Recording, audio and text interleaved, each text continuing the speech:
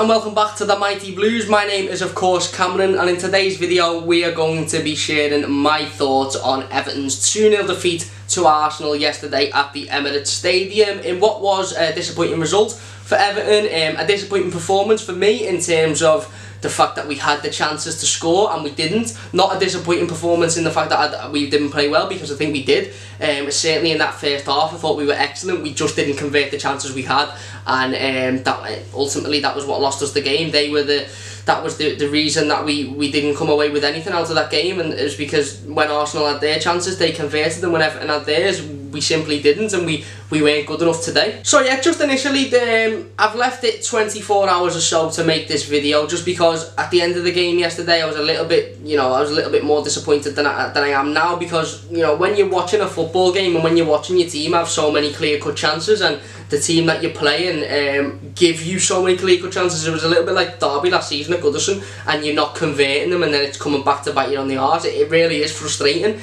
So I've left it a little bit of time. I've had a little bit of time to sort of think over the game and think over the individual performances, and who I think played well and who I think maybe didn't play as well. And that's why I'm obviously making this video today on the Monday. So yeah, just first off, initially, the first half, we were absolutely brilliant. We performed well, we had the chances, we were creating chances for ourselves, and we were looking like the team that was going to score. And you're going in at half time confident, and you're thinking at this game, you start this game and you're sort of thinking, oh my god, we're not going to get anything out of this game, we're going to get tonked. And then you're going in at half time thinking, we should be 2 or 3-0 up here, and let's go again the second half, and let's keep the pace going and go and get another couple of chances and hopefully convert. But it wasn't to be. Obviously Calvert-Lewin has a chance in the first sort of 10 minutes and just doesn't know what he's doing, is a little bit indecisive, doesn't know quite where his head's at, and just ends up running straight into Petr. Looking back on it in hindsight, he should square it to Richarlison and you're 1-0 up, but I think he was just stuck in between squaring it, shooting himself, going around the keeper, and he just doesn't know what to do, and he ends up just going straight into the keeper,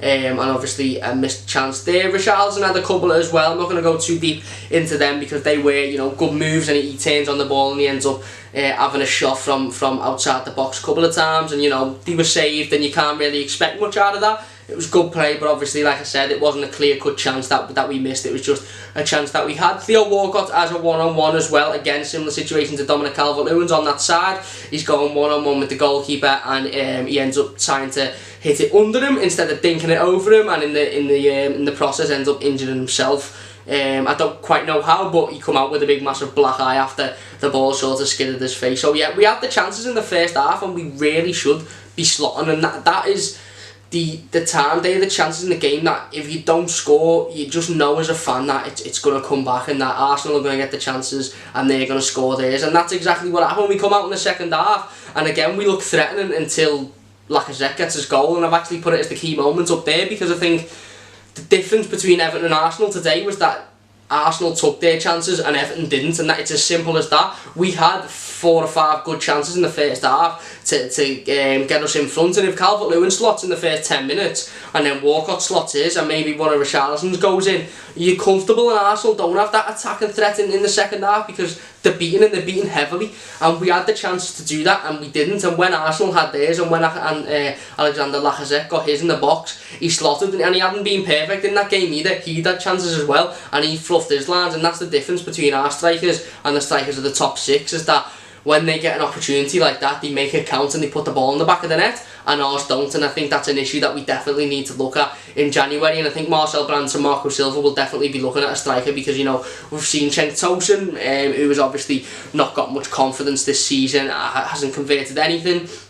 Calvert-Lewin obviously scored a couple in the League Cup and, scored a header or so, but in that game, I was absolutely fine with Calvert-Lewin starting, but he didn't do much. He didn't do enough for me to want a place in the starting 11 for the coming weeks. So we'll look at the team first off. Obviously, it was a lot different to how I predicted it. Marco Silva stayed with his usual formation. Richarlison coming in on the left, which was expected. We knew Richarlison was going to come in. Whether he was going to come in on the left or through the middle was a different question, but we always knew he was going to start. Dominic Calvert-Lewin taking the striker position on his own. Cenk Tosun is dropped out of it, so Calvert-Lewin can play up front. Again, wasn't totally against that. I think if you're going to take Tosun out the game and you're going to play Richarlison on the left, it is a choice between Calvert-Lewin and Niasse for who starts up front. And for me, I would rather have Calvert-Lewin Calvert-Lewin there. I do think he possesses more of a threat. He offers more pace. I think he's got a better finish on him, other than in this game, but you know, previously. And I just think it was the right decision to put Calvert-Lewin up there if you were going to take Cenk Tosun out.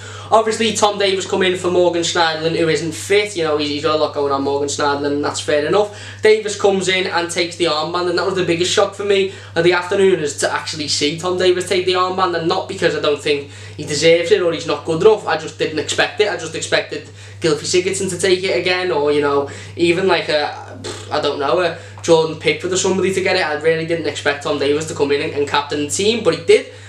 A word on Tom Davies, I think he's got a lot of stick as usual. I think Tom Davies gets stick even if he scored an hat-trick in this team. I don't think most of it's warranted, to be honest. Don't get me wrong, he didn't have a brilliant game, but he also wasn't the worst player on the pitch, and I think fans need to start realising that Tom Davies isn't an amazing footballer. He's not absolutely world beaten, and he's not going to be like that. He's certainly not going to be like that with fans on his back and giving him stick. Again, I don't think he was the worst player on the pitch. At times he gave the ball away, sloppy passing, and he was poor. But at times he created chances as well, and he was very good. You know, the Calvert-Lewin's chance, the ball is from Tom Davies. It's a straight ball, and that goes unnoticed because of a sloppy pass that he makes, and all of a sudden he's not good enough for this team. I just think it's a little bit unwarranted, to be honest. The only other change we've seen obviously was Michael Keane coming in at centre half and Mason Holgate. Again, I was okay with that. I think Michael Keane started the season very well, and if he was fit, he should come back in, because again, even yesterday he had a good game, he played well, and I think if Michael Keane's fit, and you know, we've got a whole squad that's fit, I think he's definitely in contention of starting next to whether it be Yerry Mina, Kurt Zuma, or whoever. I think he's definitely got a case for this position, because he has been good this season. He's definitely improved since last season, when we seen a different player to the one that we bought when he was at Burnley.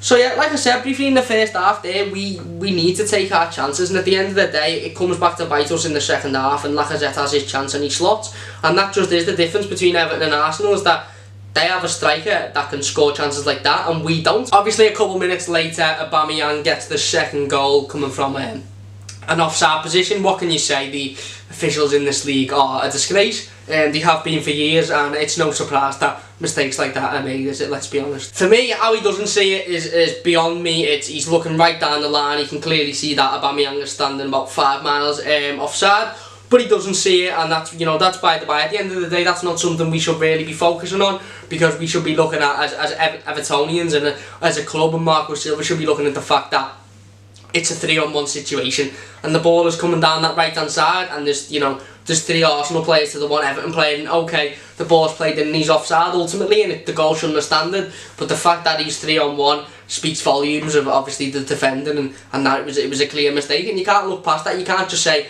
oh yeah, but we'll just disregard the second goal because it was offside, because it wasn't. Because if it was onside, then you're looking at, well, why is it 3-on-1? Why is he being left? I can't remember which defender it was, but why are they being left on their own? And 3 Arsenal attackers are sort of in and around the box, ready to score. Why is that the case? It shouldn't just be oh, he was offside, so we'll disregard that. We do need to be looking at that situation and focusing on that. But overall, yeah, I think it was an improved performance by Everton, definitely. I don't think any Evertonian will disagree that the game against Arsenal was a lot better than the game against West Ham, and it was a lot better than the game against Huddersfield. I put as the key player up there Richarlison. I just think the impact he had on the game, the impact he had on the team when he come in terms of an attacker, it was clear. You could see it was light as day. You could see that, you know, we've missed him in terms of chances creating, in terms of him having shots, and in terms of him getting in the right positions. You can clearly see that we've missed him, you know, unlimited amounts really in this team, and what he gives you up top. It was a toss up between him and Michael Keane for me, because again, I think Michael Keane come in and done an excellent job and didn't really put a foot wrong, but I have given it to Richarlison in the end. So yeah, it's quite clear for me why we lost this game. We just didn't have the class. We don't have the players. It does beg the question, and I've seen a lot on social media yesterday and today about Marco Silva and whether he should be sacked, and whether this is going to be the same in December, and you know, tweets like you'll see I'm right by December and all stuff like that. It is just premature, isn't it? Let's be honest. Everyone's entitled to their own opinion, and that's fine, but the shout for Marco Silva to leave the club is premature. You give me Jurgen Klopp, Pep Guardiola, Zinedine Zidane, Jose Mourinho, not one of them managers or any manager in the world would have come in and done anything different to this squad, because at the end of the day, it's just the fact that the players aren't good enough. at the minute, and that's fine. I like Calvert-Lewin, I like Cenk Tosun, but at the minute they're not good enough and they're not doing the job, and they wouldn't be good enough under Pep Guardiola, they wouldn't be good enough under Zinedine Zidane, they're not good enough under Marco Silva. If you're seriously thinking about sacking Marco Silva now, what next? What do we just bring another manager in who doesn't get the results, and then you're saying sack him, or we'll give him till January? Well, let's give Marco Silva till January, or let's actually give him a couple of seasons, to be honest, because chopping and changing isn't the way we're going to go. The reigns under Koeman and Martinez have really damaged this football club. Martinez's second season specifically, and it's going to take a lot for Marco Silva to change this. You know what I mean? Marco Silva is putting a team out. He's now played 2 strikers, neither of which have performed well or managed to score in a game that we needed them to score. He's got nobody else. There is no other strikers. They're not his players. Do you know what I mean? The players he's brought in are performing well, and the players that aren't performing well are generally the players that have been there pre-Marco Silva. So I am really excited to actually see January and to see what we do in January and how we approach the transfer window. I think we'll see a striker coming in. But again, rumours about Marcus Rashford, Jamie Vardy, them types of players.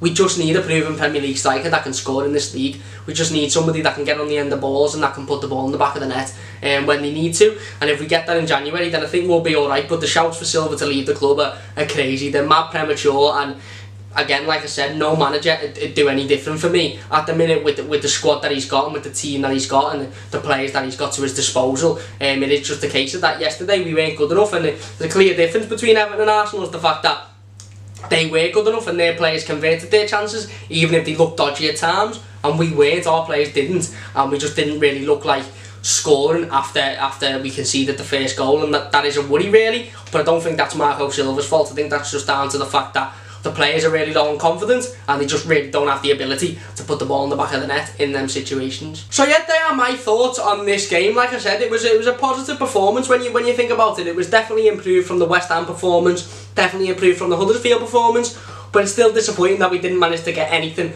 out of the game, especially with the chances we had. And you look at it and you think, you know, if we can't get anything out of this game, it makes the Fulham game a lot more important, because we really do have to get a result against Fulham at Goodison Park next week, and we really have to make them games the games that we win. If we're going to make mistakes and we haven't quite got the players that can finish it in the big games, we need to be beating the smaller teams and making sure that we get the points on the board against them teams, so that we can, you know, try things different against the top teams. And it worked really for Marco Silva. And again, like I said, we performed well, and the change of formation and the bringing Tom Davies in, I don't think he was the worst player on the pitch.